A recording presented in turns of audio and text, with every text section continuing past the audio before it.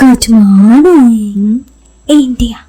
दोस्तों नमस्कार। दोस्तों आज की कहानी सुनाने से पहले मैं चाहती हूँ कि आपका इस कहानी को बहुत ज़्यादा पसंद आए और आप इस कहानी को अच्छे से फील और अनुभव कर पाए। इसीलिए मैं आपको बस इतना सलाह दूंगी कि अपने आँखों को बंद कर लीजिए ताकि आप इस कहानी को और भी अच्छे से सुन सकें। और आप चाहते हैं कि ये कहानी आपके दिल तक जाए और आप इस कहानी में अपने आप को फील करें एज अ मॉडल, तो एक काम कीजिए, हेडफोन का प्रयोग जरूर कीजिए। तो ये दोनों काम करने के बाद इस कहानी को सुनिए, आपको इस कहानी को सुनने में और भी ज़्यादा अच्छा लगेगा। पत्नी का दर्द और पति की बेरुखी। दोस्तों मेरा नाम पूनम है। मैं 42 साल की एक शादीशुदा बाल बच्चे वाली औरत हूँ। शादी को 20 साल हो चुके हैं। पति का अपना बिजनेस है, बच्चे भी अब बड़े हो चुके हैं, अच्छे पढ़ रहे हैं, बाकी सब कुछ ठीक है। मगर पिछले कुछ सालों से मेरी शादीशुदा जिंदगी में सब कुछ ठीक होते हुए भी कुछ ठीक नहीं है। नहीं, इसमें मेरी पति की कोई दिक्कत नहीं है। ऐसे आपको समझ में नहीं आएगा ना, मैं आपको थोड़ा सा विस्तार में बताती हूँ। मैं पूनम बचपन से ही बहुत सी सीधी सी लड़की थी और स्कूल कॉलेज तक कोई बॉयफ्रेंड वगैरह नहीं था, कोई लफड़ा नहीं। हालांकि ऐसी बात नहीं थी कि देखने में मैं अच्छी नहीं थी। बहुत से लड़के मुझे लाइन भी मारते थे, मगर मैंने इधर उधर नहीं देखा। मुझे इन सब बातों से बड़ा सी डर लगता था। कॉलेज ख़त्म होते होते मेरी शादी की बात चल निकली। फाइनल एग्ज़ाम से पहले मेरी शादी भी हो गई। अपने कॉलेज से फाइनल ईयर के एग्ज़ाम में मैं पूरी तरह पंजाबी दुल्हन की तरह हाथों में मेहंदी, कलाइयों में चूड़ी, नए नए कपड़े और पूरा दुल्हन का मेकअप करके पेपर देने जाती थी। चलो पेपर हुए, मैं पास भी कर ली, मगर शादी हो चुकी थी। तो कॉलेज करने के बाद मैं गृहिणी बनना ही पसंद की। ससुराल वालों का बिजनेस अच्छा था, तो कभी ना तो पैसे की कमी थी, ना कोई काम करने की ज़रूरत भी महसूस हुई। सारा दिन घर में खाली ही होती थी, वही आदत पड़ गई। पति भी बहुत प्यार करते थे, तो किसी भी चीज़ की कमी न थी। कमी थी तो सिर्फ समय की। पति ही सारे बिजनेस संभालते थे, तो मुझे कम ही समय दे पाते, मगर जब भी समय देते तो बस फिर मेरे साथ ही रहते। शादी के बाद ही पहली बार मैं बहुत बार पति के साथ रही और मैंने बहुत कुछ नया अनुभव किया। हालांकि स्कूल कॉलेज में मैंने बहुत कुछ इसके बारे में सुना तो था, मगर जब तक खुद के साथ ना हो सब कुछ एहसास नहीं होता। और इस शानदार एहसास का सामना कुछ भी नहीं था। और फिर बच्चे होने का एहसास सब कोई ख्याल रखता था, और माँ बनना भी बहुत ही सुखद एहसास था।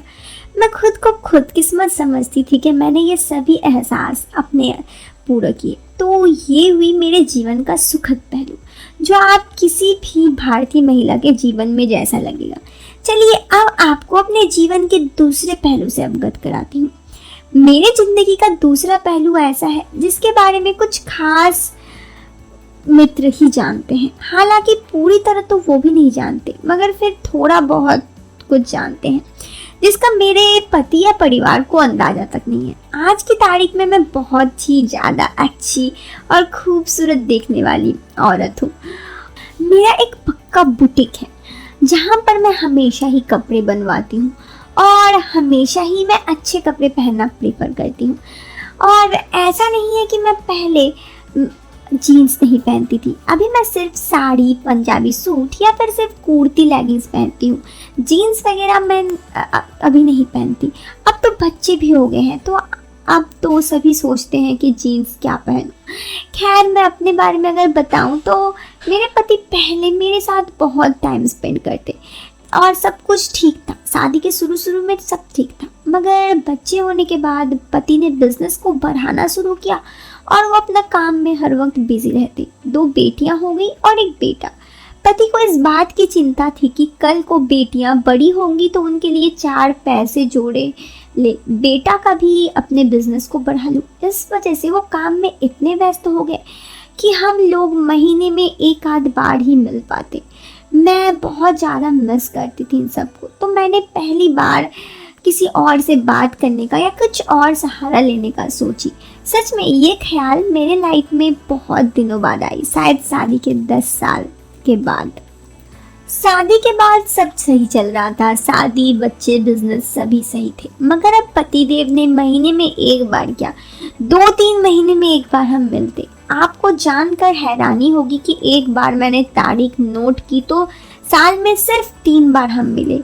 एक में मैं पहले जैसे हम हमेशा हर दिन मिलते थे, मेरे पति अब साल में सिर्फ 3 बार ही मुझसे मिले। यार हद हो गई, मैं तो बहुत चिंतित हो गई। मैंने थोड़ा जानने की कोशिश करी कि चक्कर क्या है, तो मुझे इस बात का अंदेशा लगा कि पति की फैक्ट्री में लड़कियां काम करती हैं। कहीं मेरे पति उधर ही तो कहीं नहीं फंसे हुए हैं और मैं यहाँ घर पर अकेली हूँ। मगर अब मैं इस बारे में किससे बात करूँ? मैं अंदर ही अंदर जल रही थी और पति की बेवफाई से। इस परेशानी में महीने गुजर गए, मुझे इसका कोई हल नजर नहीं आ रहा था। फिर मुझे एक तरीका सूझा। मेरे पति के एक परम मित्र राजेश भाई साहब, वो मेरे पति के बचपन के मित्र थे, अक्सर घर में आना जाना लगा था। हमारे घर में काफी विश्वस्त और पारिवारिक मित्र थे, तो मैंने सोचा कि क्यों ना राजेश भाई साहब से इस बारे में बात करूं। बहुत दिनों की पशोपश के बाद मैंने एक दिन राजेश भाई साहब को फोन कर लिया। इधर उधर की कुछ बातें करने के बाद मैंने उनसे एक मित्र के तौर पर एक सलाह की मदद मांगी, तो वो तुरंत ही मेरी मदद करने के लिए तैयार हो गए। मैंने उन्हें सारी बात तो नहीं बताई, मगर ये कहा कि आजकल ये घर में बच्चों पर कोई ध्यान नहीं दे रहे हैं, सारा समय अपने काम में लग रहे हैं और इतना बिजी रहते हैं कि लगता है इनको अपनी फैक्ट्री में ही शादी कर ली है, या फिर कोई फैक्ट्री वाली है जो हम दोनों के बीच आ गई है। राजेश जी समझ गए असली बात क्या थी। वो भी शादीशुदा बाल बच्चेदार आदमी थे। उन्होंने मुझे हौसला दिया और कहा कि वो सारी बातों का पता कर मुझे बताएंगे। उसके बाद हम दोनों अक्सर फोन पे बातें करने लगे। पहले तो बस औपचारिक बातें ही होती थी, फिर कुछ और बात भी होने लगी, मगर खुलकर कभी कोई बात नहीं हुई। हाँ, इतना जरूर था कि राजेश मुझ पर बहुत विश्वास हो गया और मुझे भी राजेश पर विश्वास हो गया कि मेरे जीवन की कठिनाइयां दूर कर देंगे और मेरे जीवन को नई दिशा में ले जाएंगे। और उन्होंने मेरे जीवन में एक नई दिशा भी दी। एक दिन वो बोले कि भाभी जी, अगर आप बुरा नहीं माने तो कल आप मेरे घर आ सकती हैं। मुझे आपसे कुछ जरूरी बातें करनी है जो फोन पर नहीं बता सकता। मुझे लगा कि अब ये मेरे सामने मेरे पति के कच्चे छिट्टे खोलने वाले हैं। अब मुझे पता लगा कि मेरे पति मुझे छोड़कर कहीं और कहाँ पर हैं, जो घर पर इतना टाइम नहीं देते। इसीलिए मैंने उन्हें हाँ कर दिया।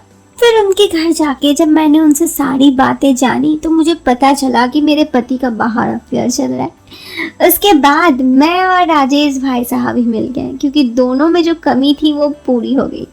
इससे ना किसी को इस बात का पता चला जो मेरे में कमी थी, जो मेरे लाइफ में सब कुछ रहने के बावजूद जो ना थी वो मुझे मिल गई, और उन्हें भी। साथ ही मेरे पति, उनका तो कहीं बाहर ही अफेयर चल रहा था, तो मैं क्या करूं। खैर, ये थी मेरी कहानी। दोस्तों, पूनम की कहानी तो खत्म हो गई। अक्सर लाइफ में कभी कभी ऐसा होता है कि जिंदगी बोर हो जाती है।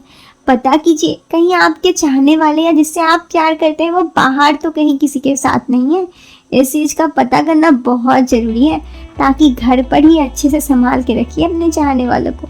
यही थी आज की कहानी दोस्तों। कहानी यहाँ पर ख़त्म हो गई है, तो अब आप अपने आंखें खोल सकते हैं और वीडियो को लाइक करने के साथ चैनल को सब्सक्राइब जरूर करें।